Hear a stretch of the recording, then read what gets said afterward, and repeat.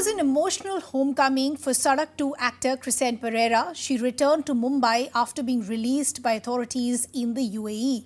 Chrisann was apprehended at the Sharjah airport on the 1st of April after drugs were found inside a memento which some people had asked her to hand over to someone in the United Arab Emirates.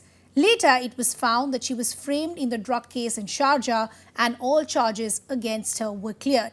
Chrisann, in fact, is now joining us to help us understand what really happened, why was she arrested, and the ordeal that she went through. Chrisann, we really appreciate you taking out the time and joining us. You finally back home. I'm sure you're extremely relieved. Your family is extremely relieved. How are you feeling? Has it sunk in that you're finally back home?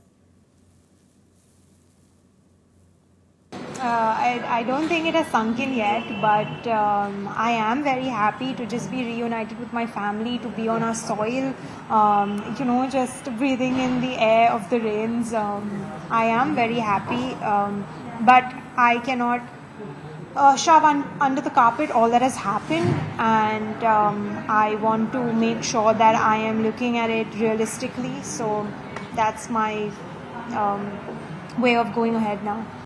Sure, understandable. Chrisann, I want to now go back to what really happened, from where it all started, that ordeal. Where did it begin for you?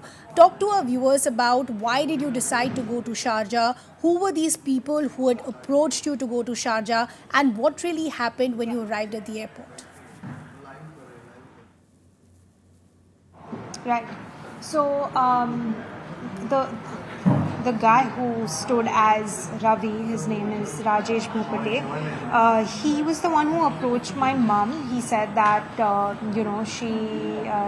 she met him at some work deal, and he would like my number because he remembers that I was an actress, and he took my number, and I just said, okay, I'll meet him to see what the project is about. And I met him, and he said, he's sending my profile to an agency in Dubai, and the agency really liked my profile. I mean, in the meetings ahead, this is what he told me: the agency really liked my profile and they want to go ahead with me, and it's an international web series, so I need to audition for it. So I was going for an audition and not to shoot, and that's why I was okay when the details were kind of there, but still not all there, because it was an audition, and at the audition stage we rarely know too much of information.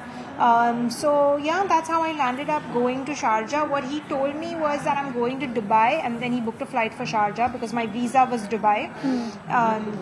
And when I reached the airport, I got out of immigration, I got out of outside the airport. I was standing outside, and then I was calling him, and all the messages on WhatsApp were deleted. Then I called the hotel, and the hotel had no booking on my name, his name, anyone's name, and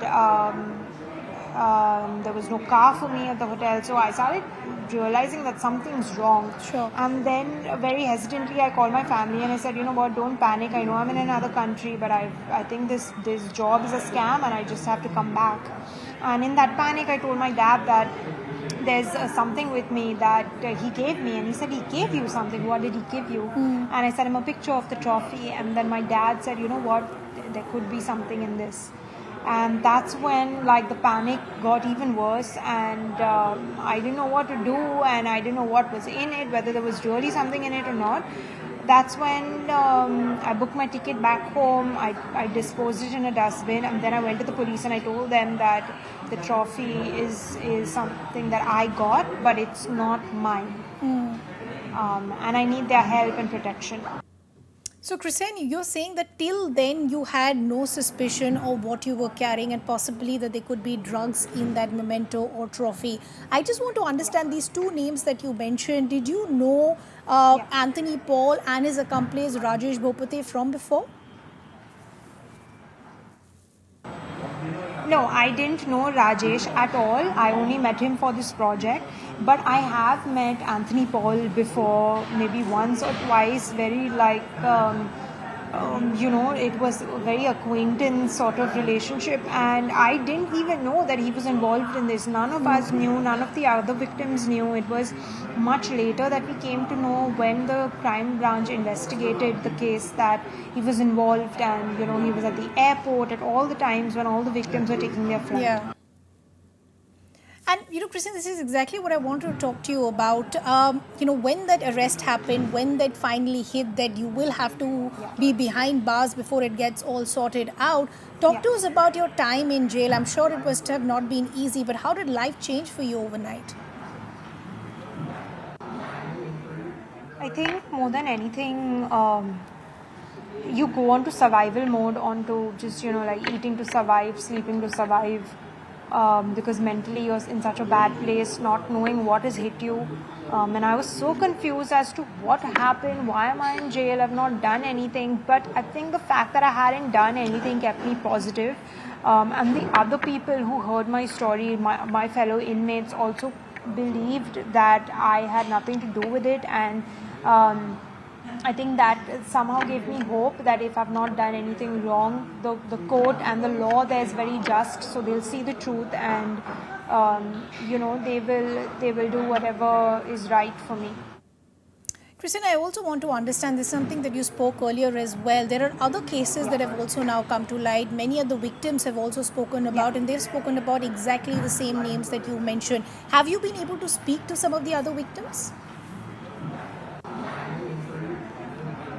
I did speak to Rishikesh once, and we realized that in every case the same thing has happened. He planned the same thing with each of us. It's the same deed, only the job description is different, obviously, because we all have different occupations. One is a DJ, I'm an actor, someone else is a event manager. Apart from that, the plot is the same when it comes to trying to get us engaged into the job. So they do the same thing, changing of SIM cards, throwing of phones, that sort of thing. This also becomes an eye-opener for many others who could be trapped in a similar fashion. Chrisann, I do want to understand now that you're back home, what is it that you're looking forward to the most? Yeah.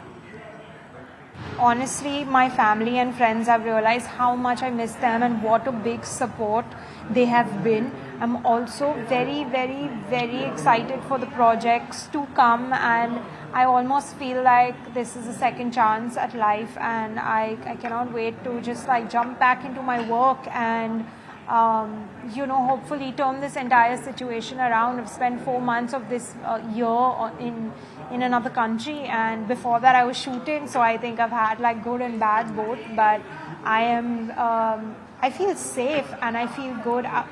There is also a lot of trauma, but I am looking at it head on to deal with both the positive and the negative simultaneously. And I cannot wait to get into the details on how we can help Clayton with my case, because I cannot see someone innocent in jail, and this shouldn't honestly happen to anyone. Yeah. Chrisann, you've been extremely brave. Here's hoping that there are only better times for you as you move forward. Thank you so much for taking our time and joining us.